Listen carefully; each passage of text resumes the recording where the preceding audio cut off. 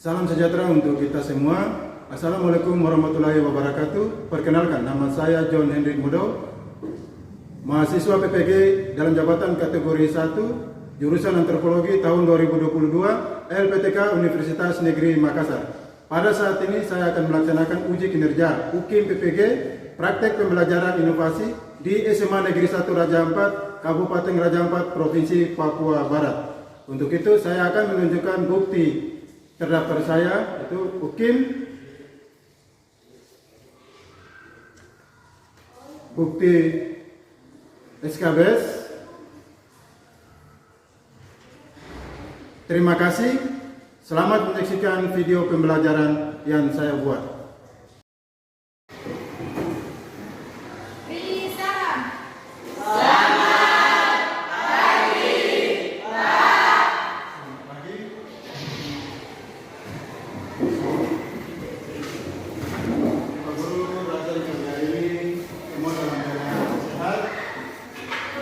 Sebelum kita mulai dengan proses pembelajaran kita di pagi hari ini, Pak Guru harap salah satu siswa pimpin kita di bawah. Mungkin Pak Selosina bisa pimpin kita di bawah. Silakan.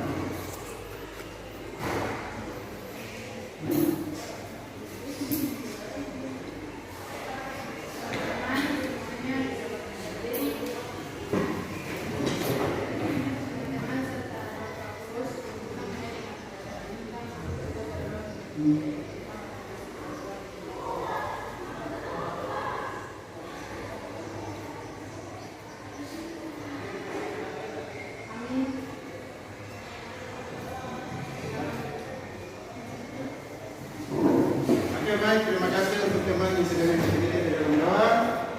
Sekali lagi, Pak Guru ucapkan salam sejahtera untuk kita semua. Assalamualaikum warahmatullahi wabarakatuh.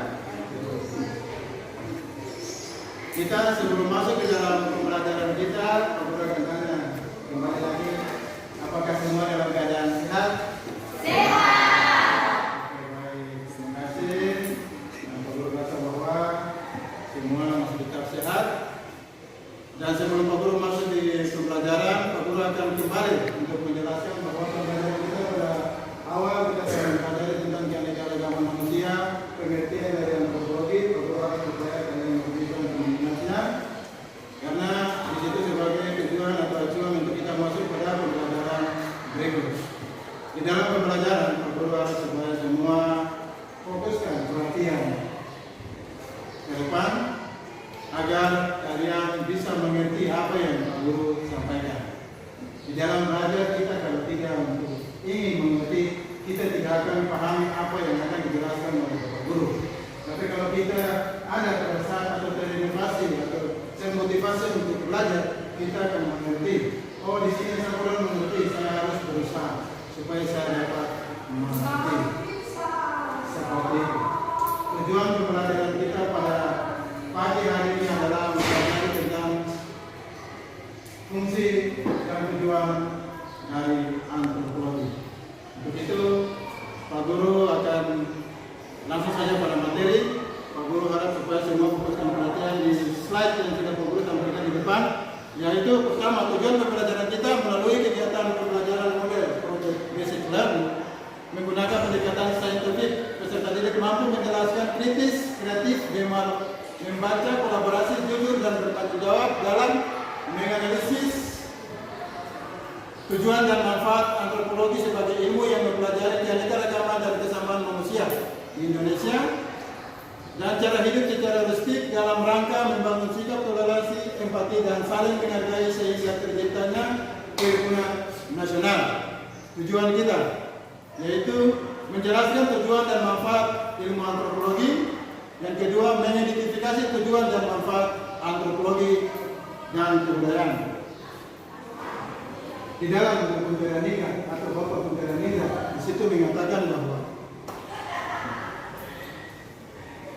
antropologi adalah studi mengenal umat manusia dengan mempelajari berbagai bentuk fisik, warna, dan budaya yang dihasilkan oleh masyarakat. Itu menurut Bapak Peranina. Objek ilmu antropologi. Di dalam pembelajaran kita pasti menemukan satu objek. Objek sebagai tolak ukur dalam mengamati dan dapat mengerti tentang tujuan pembelajaran. Objek kita dari antropologi adalah manusia dan kedudukan sebagai individu, masyarakat suku bangsa, kebudayaan dan perilaku. Itu objek ilmu antropologi. Di situ juga para antropologi memperhatikan banyak aspek kehidupan manusia, antara lain perilaku sehari-hari, ritual, upacara dan proses yang mengidentifikasi manusia sebagai manusia. Di situ juga antropologi mempertanyakan bagaimana masyarakat bisa menjadi sama atau berbeda, bagaimana evolusi membentuk cara berpikir manusia, apa itu budaya, adakah manusia yang universal dan lainnya. Fungsi ilmu antropologi.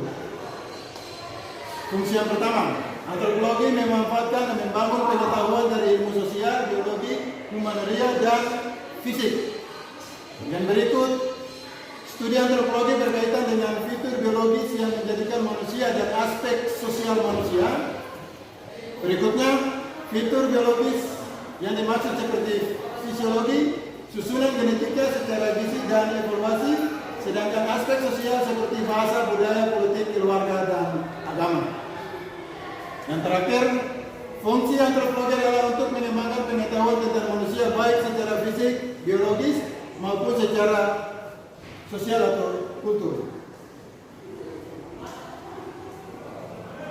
Sedangkan menurut Koncaleningka dalam pengantar antropologi 2002, tujuan antropologi adalah 1. Tujuan akademis untuk mencapai pengertian tentang makhluk manusia pada umumnya dengan mempelajari berbagai bentuk fisiknya, masyarakat dan kebudayaannya. Yang berikutnya, tujuan praktis mempelajari manusia di berbagai masyarakat suku bangsa di dunia guna membangun masyarakat itu sendiri.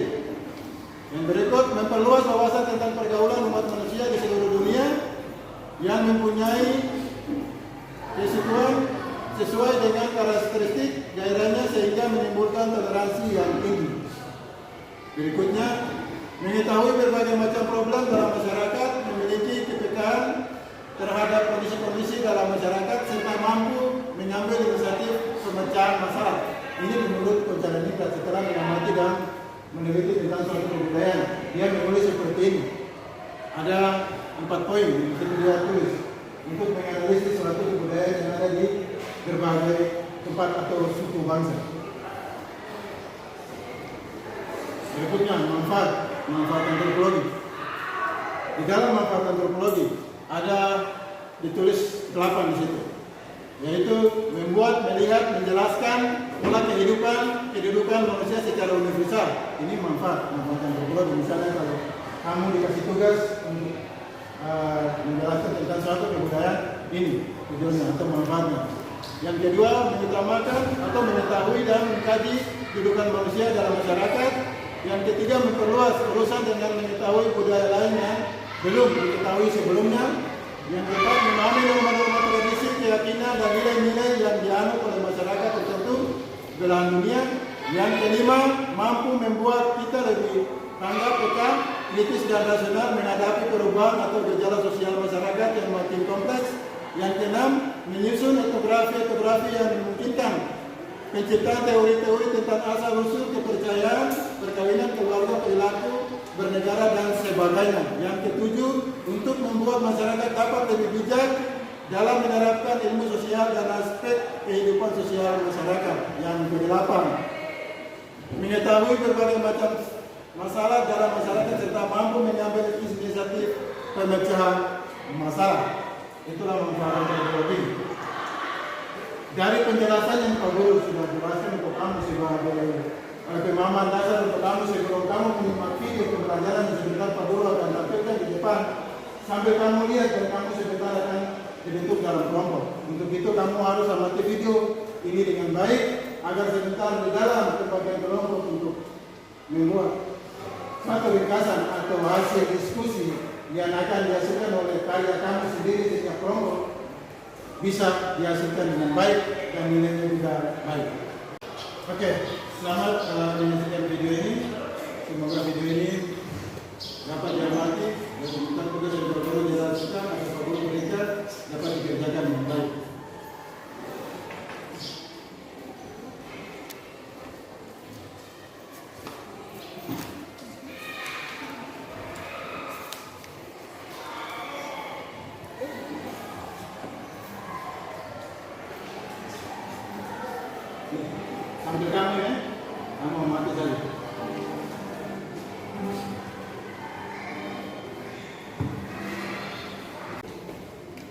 Ya, Pak Guru sambil ini kamu lihat ada gambar di depan sini sambil kamu amati itu ada berbagai macam pakaian tradisional yang digunakan di setiap suku yang ditampilkan di dalam gambar di depan ini.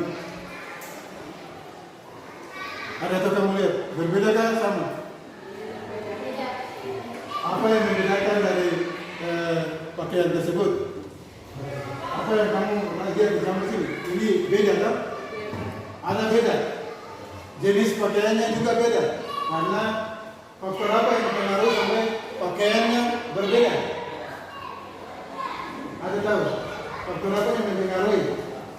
Keadaan tempat tinggal atau letak geografis atau apa? Siapa bisa? Dipengaruhi oleh tempat tinggal. Kalau tempat tinggal kita di daerah pesisir, tidak mungkin kita pakai busana yang ada di pegunungan, karena kita sesuaikan pakaian tradisional yang kita pakai sesuai dengan alam yang tempat kita tinggal. Kita tidak bisa bawa langsung dari luar sana kemari, itu tidak bisa. Kalau kita berusaha untuk bawa untuk pakai, oke. Tapi kalau kita membudayakan, kita punya kebudayaan, kita pakai khas yang ada di tempat kita tinggal. Itu menunjukkan kebudayaan kita. Orang tahu bahwa pakaian ini ini dari raja apa, bahannya dari ini yang sebagainya. Ini contoh yang Pak Guru tampilkan untuk kamu. Bisa ada tambahan kan? Sebelum Pak Guru bagi kamu dalam kelompok. Sudah bisa? Bisa. Oke, Pak Guru harap kalian bisa. Untuk itu di dalam pembagian kelompok, Pak Guru langsung saja ini kelompok sudah duduk di dalam bagian-bagian kelompok. Sebentar Pak Guru akan duduk di dalam undian yang mana satu perwakilan maju di depan untuk mencabut undiannya. Posisinya di kelompok berapa? Oke, mungkin dari sana, bisa. Ayo, sini. Kamu cabut ini. Ayo.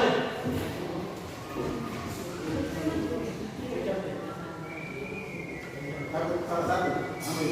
Ya. Lihat, ini sama teman-teman. Nomor berapa? Coba ke sebelah kiri dari depan Pak Guru sini. Oke. Jadi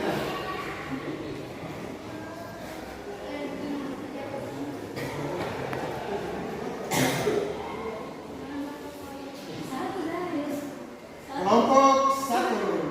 Oke, lagi. Yang berikutnya, terusnya.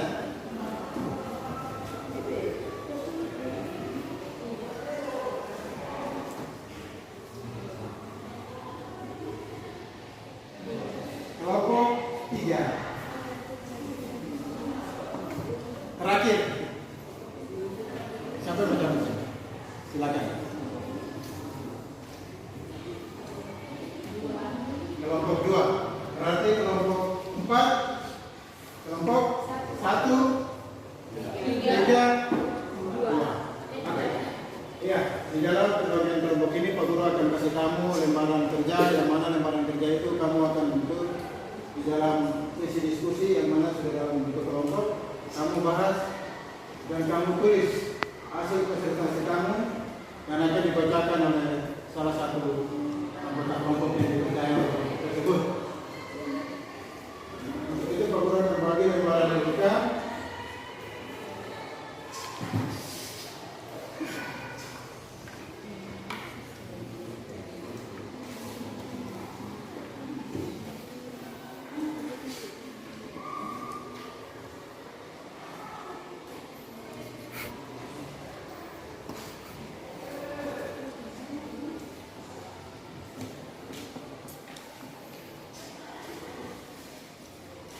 Kelompok 4.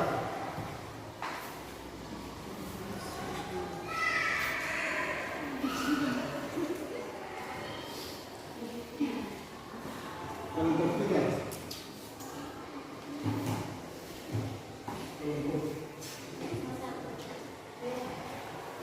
Kelompok 2.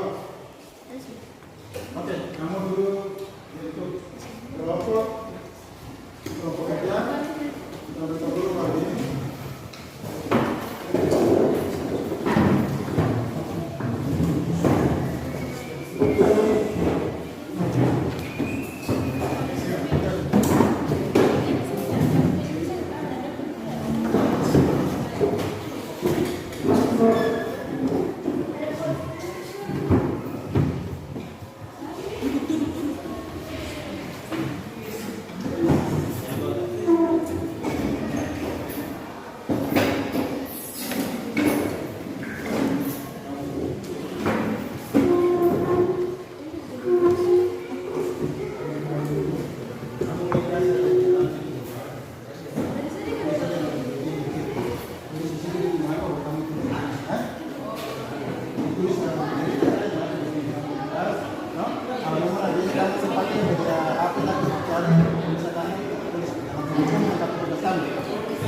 Oke. Ya, oke, sekitar kelompok. Halo, fokus.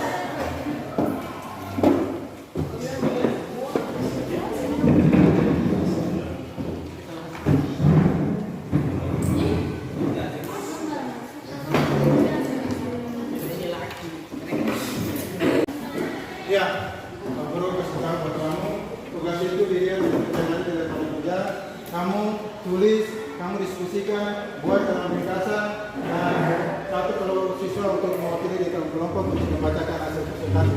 Pak Guru harap di dalam kelompok harus ada komunikasi atau diskusi yang baik untuk memecahkan persoalan yang kalian akan kerjakan.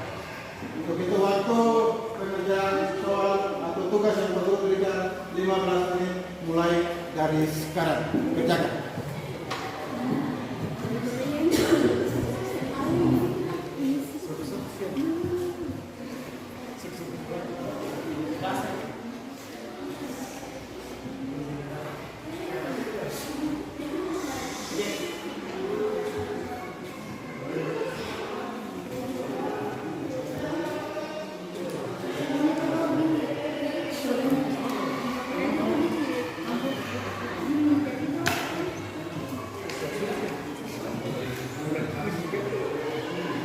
Jadi kayaknya kita manfaatnya tuh gini.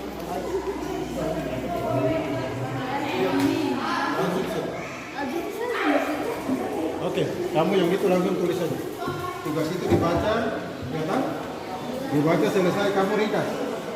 Kamu tulis di sini. Tahu begitu ya, tahu cara buat bagaimana ini merasa hari apa, kan sudah lihat tinggal tulis saja. Satu dua tiga dan kamu dibaca.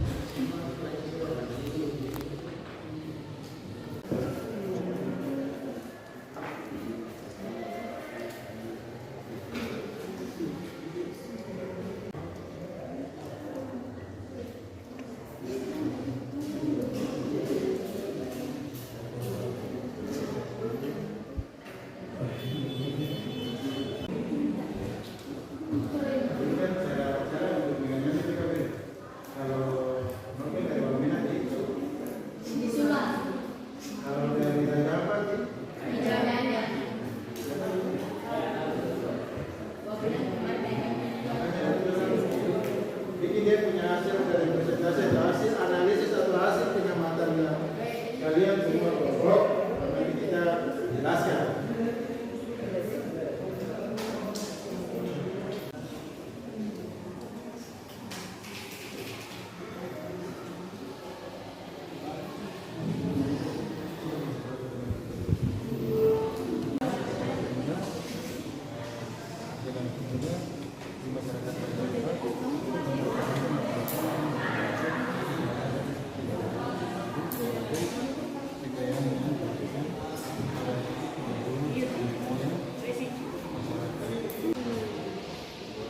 Waktu kita tinggal 5 menit lagi.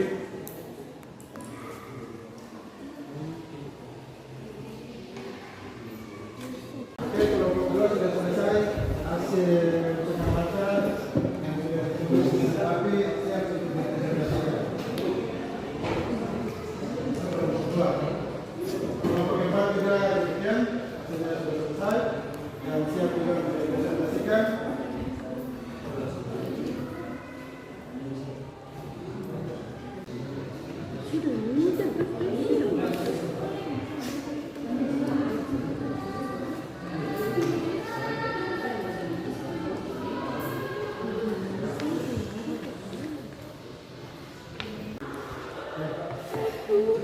Oke, baik, waktu untuk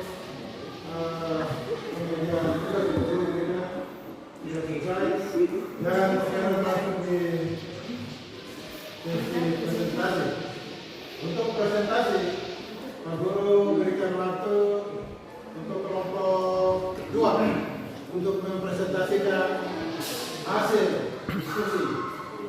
Waktu Pak Guru persilakan. Kelompok 2. Ya, kelompok 2. Silakan. Selamat siang teman-teman semua.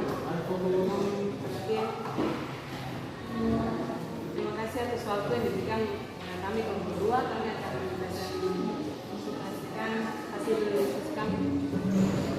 Ini bedanya untuk kami, mari proyek.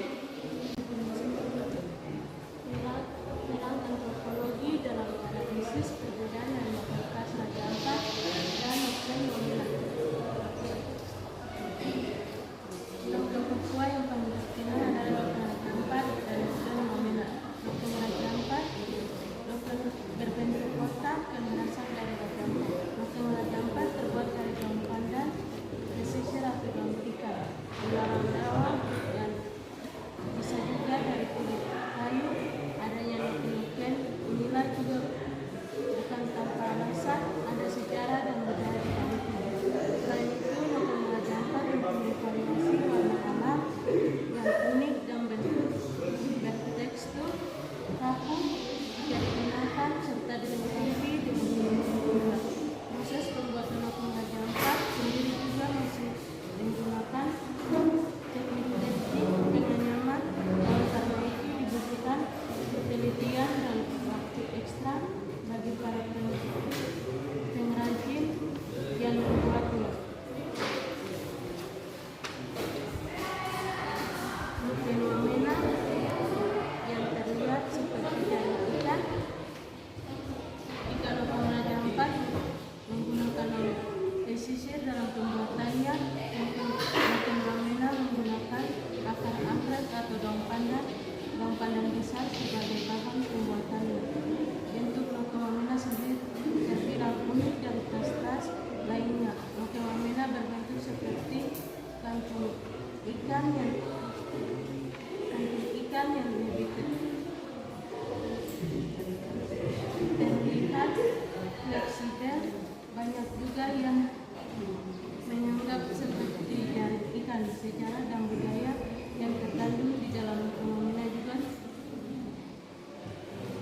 tak kalah menarik. Awal akhirnya noken Wamena memanfaatkan tanaman sekitar hutan dekat Wamena. Ya, oke baik. Terima kasih untuk hasil presentasi dari kelompok 2. Mari kita berikan aplaus.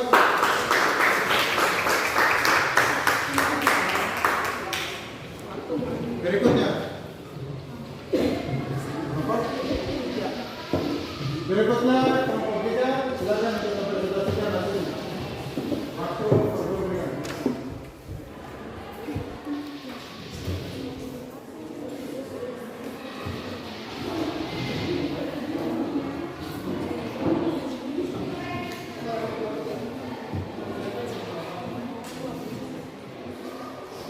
Baik, selamat siang. Kami dari kelompok 3 akan membacakan hasil diskusi kami yang akan dibacakan kepada teman kami. Jelaskan sebagai tamu yang masih dipertahankan sampai dengan saat ini di Papua, khususnya masyarakat Raja Ampat, bagaimana kerana antropologi dalam mengaji budaya tersebut. Seni Tambun merupakan seni tari yang melekat dengan masyarakat Raja Ampat. Seni tari yang memadukan dua jenis alat musik, yakni suling dan tambur. Tersebut merupakan musik warisan nenek moyang masyarakat Raja Ampat dan saat ini menjadi mudah ditemukan atau dijumpai di Raja Ampat.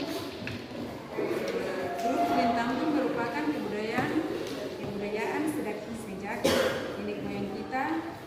Suling tambun digunakan pada saat pesta adat seperti pesta pernikahan, baik adat maupun gereja untuk acara lain. Ujar tokoh masyarakat Kampung Rauki, distrik Sukino, Kabupaten Raja Ampat, pernah bersuling tewas di sela-sela acara suling tambur pada festival suling tambur yang dilaksanakan pemerintah Kabupaten Raja Ampat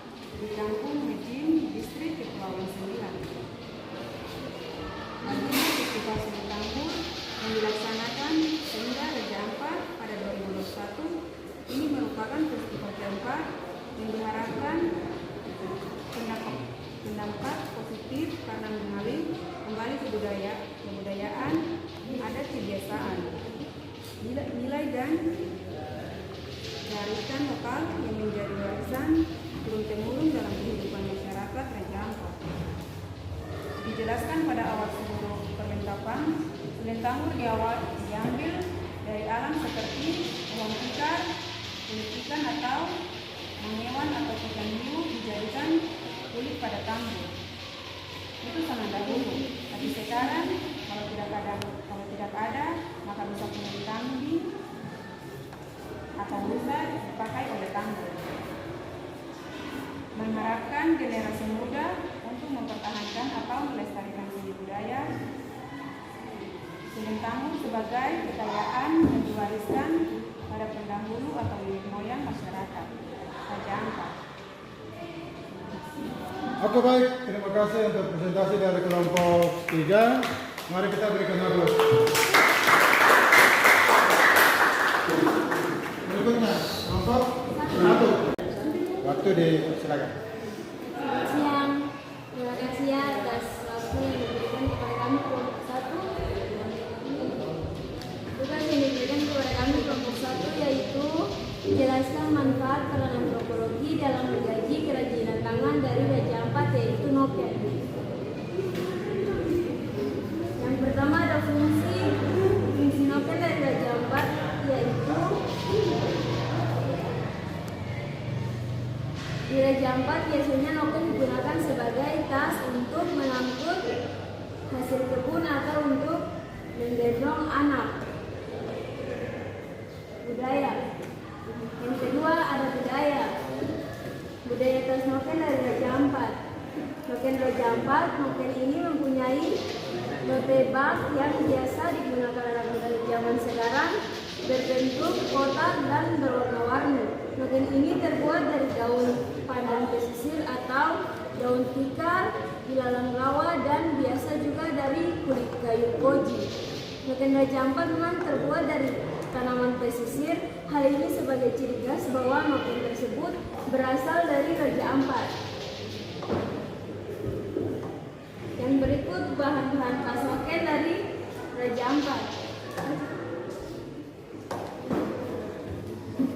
Noken Raja Ampat terbuat dari yang tadi daun pandan pesisir atau yang disebut daun tikar, ilalang rawa, dan biasa juga dari kulit kayu. Yang terakhir, tujuan membuat tas noken. Tujuan membuat tas noken agar dapat digunakan untuk menunjang aktivitas dalam pekerjaan sebagai seorang petani, dalam hal ini untuk mengisi hasil-hasil kebun. Terima kasih. Oke, baik, terima kasih untuk kelompok 1 yang sudah mempresentasikan hasilnya. Mari kita berikan aplaus. Terima kasih kelompok 4. Waktu Pak Guru. Silakan. Terima kasih atas waktu yang diberikan kepada kami kelompok 4. Kami akan membacakan hasil cuplikan. Suling Tambur merupakan seni tari yang dekat dengan identitas masyarakat. Suling Tambur merupakan kebudayaan yang adat seperti pesta pernikahan baik maupun gereja, bahkan untuk acara lain-lain. Merupakan festival keempat yang diharapkan berdampak positif karena menggali kembali kebudayaan adat, kebiasaan, nilai kearifan lokal yang menjadi warisan turun-temurun dari kehidupan masyarakat Raja Ampat. Kita menyerahkan generasi muda kebudayaan Kabupaten Raja Ampat untuk mempertahankan atau melestarikan seni budaya Suling Tambur sebagai kebudayaan yang diwariskan para pendahulu atau nenek moyang masyarakat Raja Ampat. Oke, baik. Itulah hasil presentasi dari kelompok 4 untuk mengakhiri semua hasil presentasi dan hasil diskusi dari anak-anakku semua. Dan Pak Guru harap bahwa kalian masih tetap semangat. Oke, kita lanjut. Untuk merefleksi hasil pembelajaran kita tentang noken dan Suling Tambur, yang sudah dijelaskan dari kelompok 1, 2, 3, dan 4. Dari hasil pengamatan Pak Guru merasa bahwa semua siswa sudah aktif dalam hal diskusi untuk mengerjakan hasil diskusinya. Di situ dalam pembuatan noken di situ ada ditulis perbedaan dari noken Wamena dan noken Raja Ampat.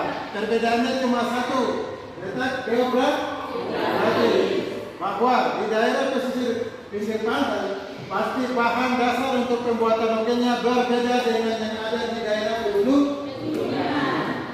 Seperti itu. Untuk sulit tambur di semua daerah khususnya Papua ada dimainkan. Lebih khususnya Pak Guru kasih buat kamu sebagai bahan ringkasan atau bahan identifikasi dalam tugas yang Pak Guru berikan itu tentang sulit tambur di Raja Ampat. Tadi Pak Guru sudah jelaskan fungsi sulit tambur, alat-alat yang digunakan untuk membuat sulit tambur, sudah sebagian dari kelompok sudah menjelaskan. Begitu pula juga dengan pembuatan noken. Dari hasil diskusi itu, Pak Guru harap supaya kalian dapat untuk mengerti bagaimana kita orang bisa menganalisa satu budaya dari kerajinan tangan yang Pak Guru berikan atau sebagai tugas acuan buat kita supaya kita bisa tahu bahwa noken itu tidak sebagai bahan pajangan. Noken itu dia mempunyai nilai tertentu di dalam kebudayaan tersebut. Dari daerah lain melihat noken itu sebagai bahan biasa saja, tapi kalau untuk kebudayaan tersebut dia memiliki nilai tersendiri. Jadi Pak Guru harap supaya di materi ini kalian dapat mengerti, dan sebelum Pak Guru menutupi proses pembelajaran ini, di akhir diminta kita sama-sama merefleksi. Jadi di hasil pembelajaran ini diharapkan untuk ada gambaran tersendiri atau ada gambaran siswa untuk memahami pelajaran yang Pak Guru sampaikan dari tujuan dan manfaat mempelajari antropologi. Pak Guru memberikan gambar, Pak Guru memberikan video, dan Pak Guru memberikan tugas yang dikerjakan, dan anak-anak itu sekalian dalam bentuk kelompok sudah selesaikan untuk pekerjaan yang Pak Guru berikan. Dan Pak Guru berharap di pertemuan berikutnya Pak Guru akan membagikan materi dalam bentuk WhatsApp dan Pak Guru bagikan di setiap grup agar kalian dapat untuk mempelajarinya. Pak Guru harap kalian dapat mempelajarinya. Di dalam proses pembelajaran kita orang butuh untuk belajar. Jadi media yang kita orang pakai seperti HP itu sebagai alat penunjang untuk proses pembelajaran. Di mana kamu pakai HP untuk melihat materi-materi yang kamu kurang mengerti. Tugas yang diberikan oleh guru dilihat dari HP. Kalau memang tidak bisa dapat di situ diminta lihat kajian, berarti kamu harus ke perpustakaan, baca di situ supaya menambah pengetahuan buat kamu dalam dunia pendidikan. Kamu diharapkan dari rumah termotivasi untuk datang ke sekolah untuk belajar untuk mendapat pendidikan sebagai tempat atau tumpuan acuan di dalam kehidupan kamu untuk membentuk karakter kehidupan kamu ke depan nanti. Kamu arahnya mau kemana? Saya kuliah, berarti saya harus bentuk karakter saya, fisik saya, mental saya untuk siap belajar ke depan lagi. Seperti itu. Jadi tujuan belajar yang penting ada kemauan. Ada kemauan dari kalian untuk dapat belajar. Pak Guru yakin kalian akan mengerti setiap mata pelajaran yang masuk di dalam kelas ini. Dan akhir dari semuanya, Pak Guru harap supaya kalian jangan pernah bosan dengan Pak Guru. Setiap Pak Guru masuk di dalam ruangan ini, dan Pak Guru berharap semua tetap semangat di pertemuan berikutnya. Di minggu berikut. Oke, sebelum Pak Guru tutup, Pak Guru harap salah satu siswa dari teman kita tadi sudah perempuan, sekarang laki-laki mungkin Maxim, silakan membawa kita di dalam doa.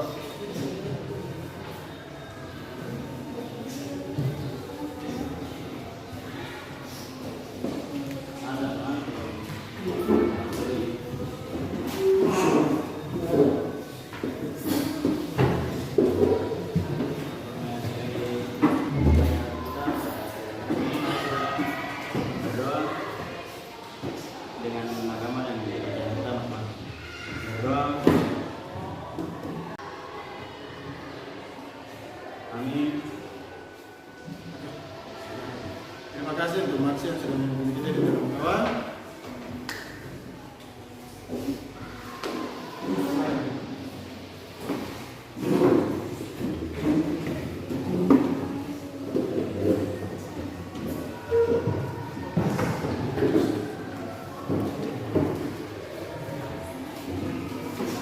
Siap,